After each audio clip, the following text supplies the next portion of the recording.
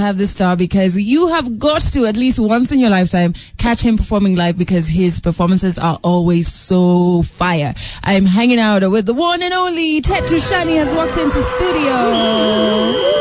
Yeah. Good morning. Morning. How you doing? I am great. Like with his signature, Dengepa.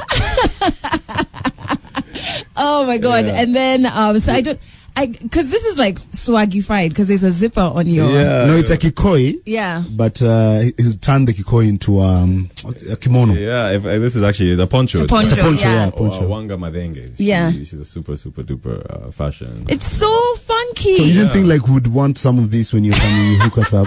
Yeah. You know, when guests come through for the, on Breakfast with the Stars, they come bearing gifts. Plus today is a good day. The World Cup is starting. You know, Ramadan is ending. You're such a Kenyan. If I'd known, I would have brought, bro. Kwanza, the way it's called today. You can still make a call. Both of you are such Kenyans.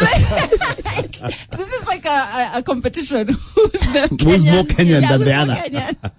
But you know him, he comes from where all the baridi in Nairobi comes from, eh? Yeah. All the cold in Kenya comes from Bokoto. So we're going to get to like where he comes from and Teru Shani's story. But if you want to see what exactly we're describing, we're posting up the photos right now on Kiss 100 Kenya on Twitter. But World Cup memory first. Is it a bitter one or a sweet one? I have two. Okay. You know, a lot of people don't know I grew up in Senegal. Okay. So when no wonder you look like a Senegalese. Yes. You know, Senegalese, they're tall, dark. Yeah, I saw the photo when they arrived, actually. That's what you used yesterday. No, they are not. Fulagi vizuri. I eat very well. Yeah. Yeah, so when Senegal went to the quarterfinals, I think that time, I remember I distinctly, even that shot, I think it was Diouf. Yeah. Diouf. That skin guy with the yes, Diouf. It was a shot against South Korea. The guy who spits at everyone. He was spitting, but I loved it, and that was a very positive. I felt so proud. Yeah. And then the painful one was Asamoah Gyan. Yeah. 2010. That guy won't take a penalty. There was no one sitting down in that room when he was about to take that pen. And then when it went, and that was after he'd been bitten by that snake of a human being.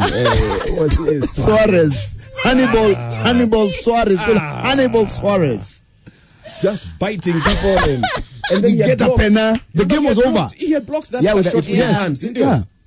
So we got a penalty. And then he kicked it to the gods. Do you know, I was so devastated because, you know, World Cup comes once every 4 years. Yeah. That's a moment. And now it's gone. It's gone. Yeah. And that was the first time, by the way, Marquis, that was the first time an African team would have made it to the semifinals of the World Cup. Yeah, would have that day. And then Asamoah Gyan. When we come back, though, we catch up with Teru Shani's journey. And, of course, he has a brand new song that you get to hear, Weekend Anthem. So it's funny that we're dropping it on a long weekend, actually. And I know so many people who've known your music before, like, Weekend Anthem. How's that going to sound? Wait and hear. However, so let's start from the very beginning, because you mentioned when we were talking about World Cup that you lived in Senegal. Yeah. Okay. As in? Yeah. Okay, so was that like when in your younger years or? Yeah, you know, a lot of people don't know I was a diaspora Kenyan for many years. So I left Kenya in 93. Yeah. Came back in 2010. During that period, I was in Lusaka, Zambia. I was in Nouakchott, Mauritania. I was in Dakar, Senegal. Yeah. Then I was in Canada. And I was moving around because my dad worked for an NGO called World Vision. So, you know, when he moves, the family moves. Yeah.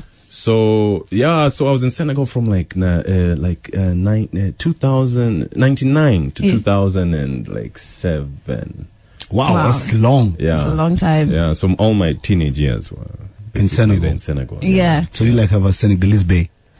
I did no. You know he's married right now. No, then it's a TBT. Like what a trauma. Like Chesa Chini.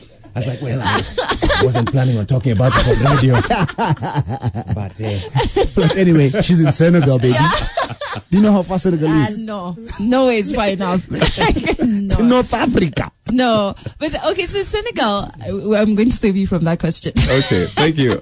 I've always wanted to visit Senegal, by the way, because I hear like there's a lot of arts, but also just the culture is just too legit. It's to try and understand the culture, especially when you're talking about religion, because the whole. Is it, what do you call it? Do you call it juju or what do you call it? Juju. Yeah, like you're confusing Senegal and Mali. No. I mean Voodoo. Senegal. Voodoo. Voodoo. It's voodoo. Like snakes. No, voodoo. No, Mali. Voodoo is Benin. Benin and Mali, Okay. not. So there's something. nothing like that there. There's plenty. Anywhere. All African. Anywhere you go. New York, Chicago. Utapata hizo stuff. But it's not like as legit as you know, not in potent. Benin. No. How about the one nacheza ile tu ya low key. I'm finding it so hilarious how we're discussing the quality Of voodoo. of juju. Of juju in Senegal. Okay, so you leave Senegal and then do you come back home or then No, what I happens? went for uni in Vancouver, Canada. Yeah. So I was there for about 2.5 years. Alafu. What were you studying in uni? Communications. Cool. Actually, PR, something called organizational communication. Yeah. Yeah. So and then you left Canada. Then I left Canada. I transferred to a school in Los Angeles. Yeah. Called Azusa Pacific University. Yeah. I was there for 3 years and then came back. Mm-hmm. Yeah. Brother, you're well traveled, man. Yeah. Brother. Brother, you've been to all the African countries that I want to travel to. Yeah. Man. Yeah. But it's I don't have reason. You know me, I go to places where I'll get accommodation. I have to have. You talk to him, you must Niko na know mabeste. someone in Senegal. Niko na mabeste. Yeah, I'm not that guy who's traveling to a country and then I pay hotel aje So yani, and accommodation. Yani you're Kenyan. Me, But I'm so Kenyan. what I want to then move on to is to music, because I know there was a story that you gave some time back about being accepted into a certain music school. So can you tell us about that? Yes, in 2014. Yeah. I got accepted to Berklee College of Music. Which is major, guys. Yes. I tell people law, Harvard, music, Berkeley, yeah. Yeah. And then they're like, oh, okay. You know, Yeah. and that line is for aunties, uncles, Yeah. who have no The clue. ones who don't get it. But, Yeah. I got a scholarship, but I turned it down because I said, man, Nairobi is lit. I can't leave this place. He turned down, Shaf, a Berkeley scholarship. But he's been traveling all his life. Now you understand. You get it. He's been around the world. He went to Vancouver, Yeah. and then he ended up in LA. Yeah. What is Barclay that can wait. Berkeley? Barclay can wait. What is Barclay? It can wait. So I know there's some of you who are just like, Mazi, even if I got a scholarship now to just hear, I would take it. Why would he turn it down? We're going to get to that in the Songok. Abigail is saying, turn down a Berkeley scholarship. Then she's put a huge question mark. Like, what? I'm hoping one reason is because Tetu aliokoka. Akaona chunge kondo nyumbani rather than going to school. Okay, so you get this Berkeley scholarship, right? Do you remember where you were when you got the news that you'd gotten in? Yeah, that was. I think I was at my folks' place. Yeah. I'm sitting there in the living room. I open up the email, and you know, most emails always start with, "Thank you for applying." Yeah, and then you know, like, everyone's a winner. But we regret to inform you. Yeah. So I kept looking for that, and it's like, oh my god. Yeah. Yeah, and so it was a very exciting moment, especially for me as a musician. Yeah, because it's like a stamp of approval and validation. You know what I mean? Exactly. That you're on the right path, you're doing the right thing. So then, why did you decide then and there that you're going to turn it down? No. No, initially I was like, I'm going because I was so tired. By the way, I was so tired. Yeah. Of music and the hustle in Nairobi and all that kind of stuff. I'm like, man, I'm busting out of this place. Yeah.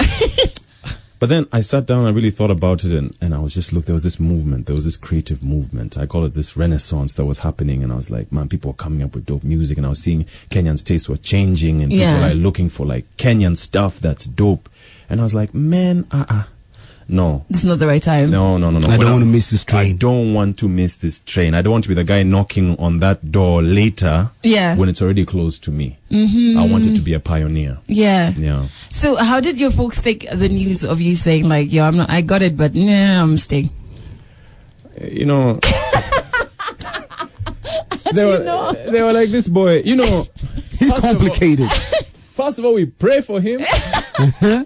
He gets this opportunity. Yeah. Yes. We give thanks. Yeah. Then he comes and tells us big words like renaissance. What is that? Okay, hold up. So you actually like applied. Yes, there was auditions. You know, there's a whole process. I know there's a whole process. Auditions. Yes. Go and you went through the whole process. You have to do the music reading, and then you present your own composition and all this kind of stuff. Wow. And then you wait. Sour master. Yeah. You're a sensei. Mazi. of Ukapata. Renaissance. From the bottom. After your mother has gone to church. Yeah. Guys are Prayer fasted. time. WhatsApp group. Text. Abakukula nyama. Come on, guy. So did they accept like immediately, or were they just like? Over time, as you begin to win things Yeah. and appear on places and show up on other shows, and Yeah. they began to say, okay, this was, We understand the understand. Renaissance. Yeah. This was a good decision. Because I remember, I think why I'll always say, like, if there's one Kenyan artist that you have to watch perform live, it's you. It's because it was a Blankets and Wine, but I can't remember which one. It Was it the one for AKA? It was the one for AKA. And it was different because you were performing for an audience that didn't already know your music completely, but everyone was moved by your performance. And it was a cross between rock meets, like Afro, and it was pop, and it was absolutely amazing. So I think you did make the right decision. So guys, what we're going to do now is we're going to get into his new song, which is called Drinks on Me.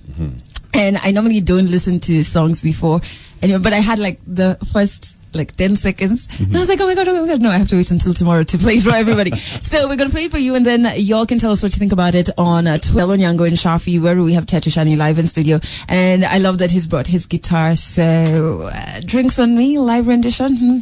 Maybe. But before we even get there, we have to check out what people are saying about the song, because we just dropped it live and exclusively on Kiss FM. Essie Amy has just put the flames. She's like, hey. Songok is saying, and you had to drop a Drinks on Me jam to Kifungwa World Cup. Perfect timing. Okay, Kenyans, please. Macdan is saying, Drinks on Me nimeipenda tena sana. It's a brilliant song. Is there a music video for it yet? Or Music video is in the kitchen. Yeah. Yes, it hopefully will drop next month. Yeah. Okay, so that's pretty dope. We're going to be something more of